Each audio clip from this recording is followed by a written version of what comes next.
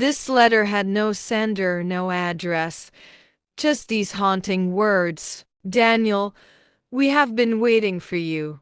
Come before the moon completes its cycle.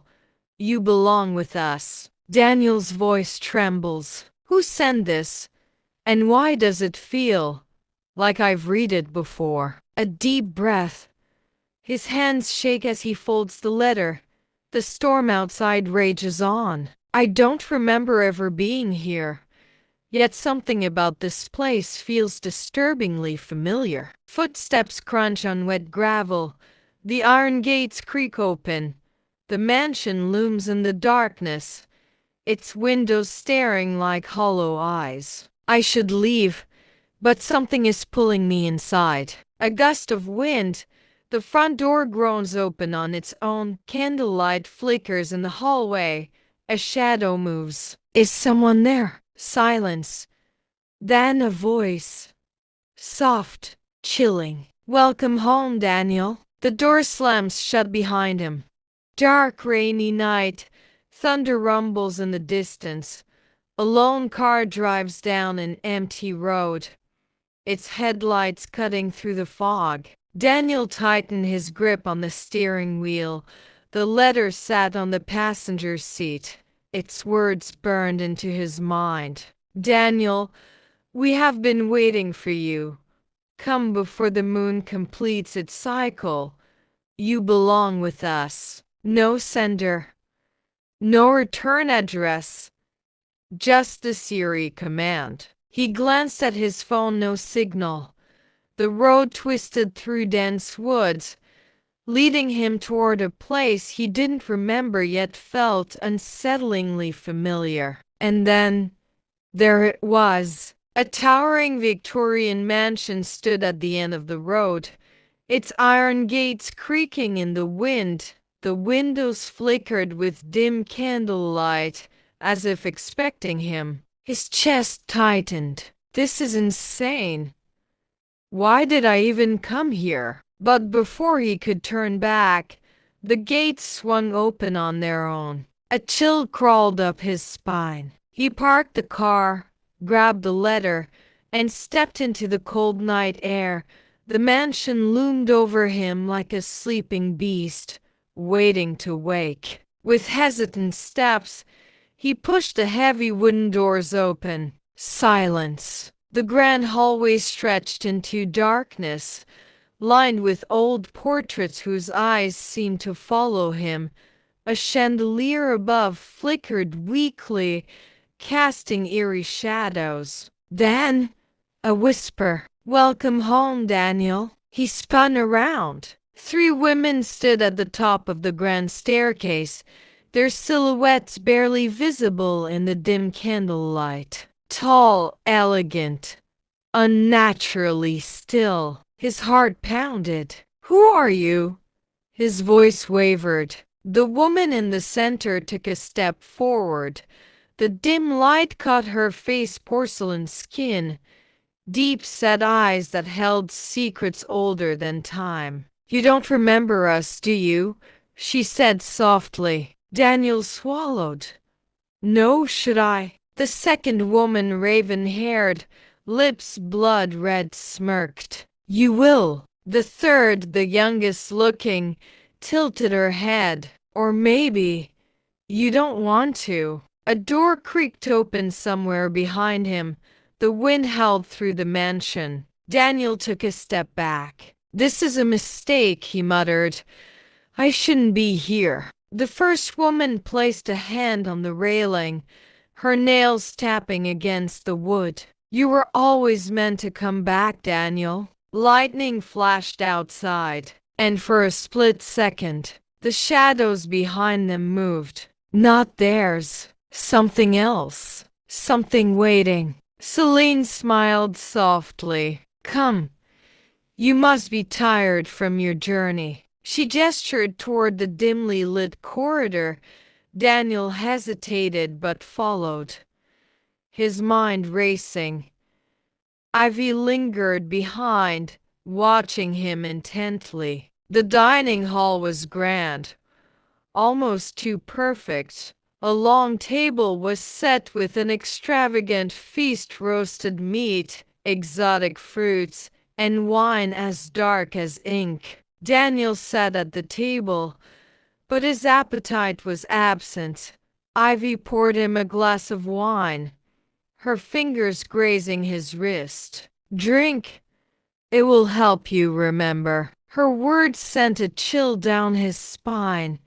He looked at the glass but didn't drink. "Tell me the truth.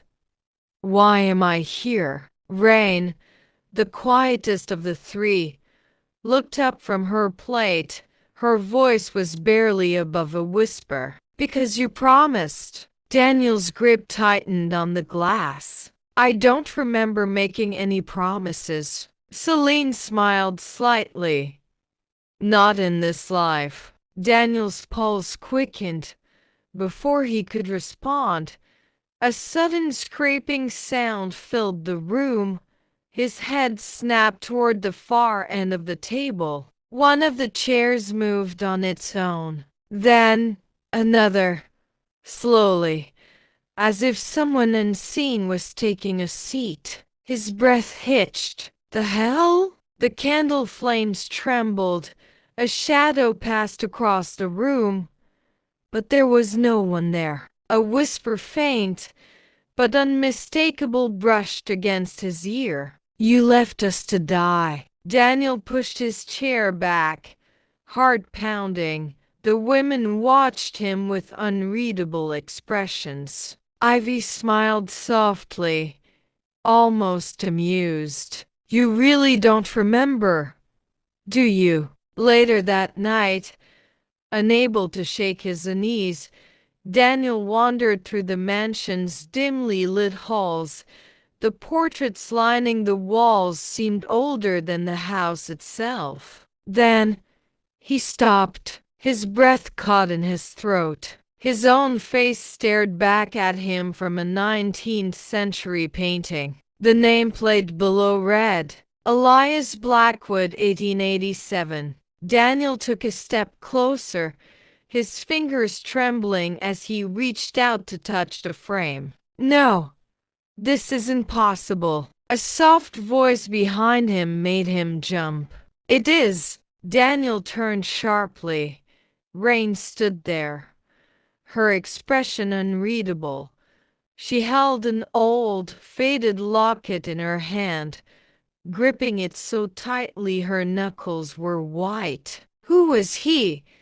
Daniel's voice was barely above a whisper. "You were." His stomach twisted. That's impossible." Rain's eyes glistened with something between sorrow and fear. "You loved us once, and you swore you would return, but you broke your vow." Suddenly, a sharp pain stabbed through Daniel's skull. Flashes, images of another life flooded his mind. A grand ballroom, laughter, music. His hands intertwined with Celine's. Ivy whispering words of love. Rain crying in his arms. Then screaming. Blood. Darkness. Daniel stumbled back, clutching his head. "No, no, this isn't real." Rain whispered. "It's always real, and it always ends the same way." Shaken, Daniel stumbled back to his room. He splashed cold water on his face, staring at his reflection in the mirror. For a second, his face flickered and changed. It was no longer Daniel Carter looking back at him. It was Elias Blackwood. A gasp caught in his throat. Behind him, the door creaked open. Celine stepped inside, watching him with quiet intensity. "You remember now, don't you?" Daniel's voice was hoarse. "What? What is happening to me?" Celine stepped closer, gently touching his cheek. Her touch was ice cold. "The past is bleeding through. The love you abandoned, the vow you broke, it's all returning." Behind her, Ivy stepped in and locked the door. And tonight, you will understand why no one dared to love us. The candles flickered violently.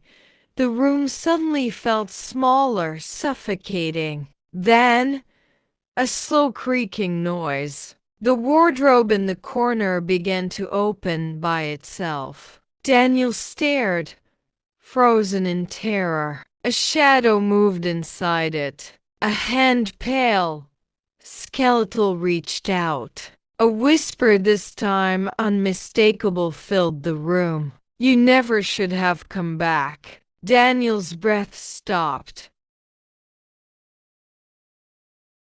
Daniel has finally realized the truth. The mansion is a trap, and these women are not just human. He needs to escape or something will happen that has already happened once before. Daniel is running down the mansion's hallway, whispers echoing from all directions. A shadow follows him, getting closer. Lightning flashes and suddenly, a hidden door creaks open, leading to a dark basement. Daniel stumbles and falls inside. The air is cold, suffocating. His breath is ragged. As he pushes himself up, his hand brushes against something, another hand, cold, lifeless, frozen in time. The camera shifts, revealing a dead body, his own face staring back at him. Daniel's scream is about to escape when a voice whispers behind him, "You came back again, Elias."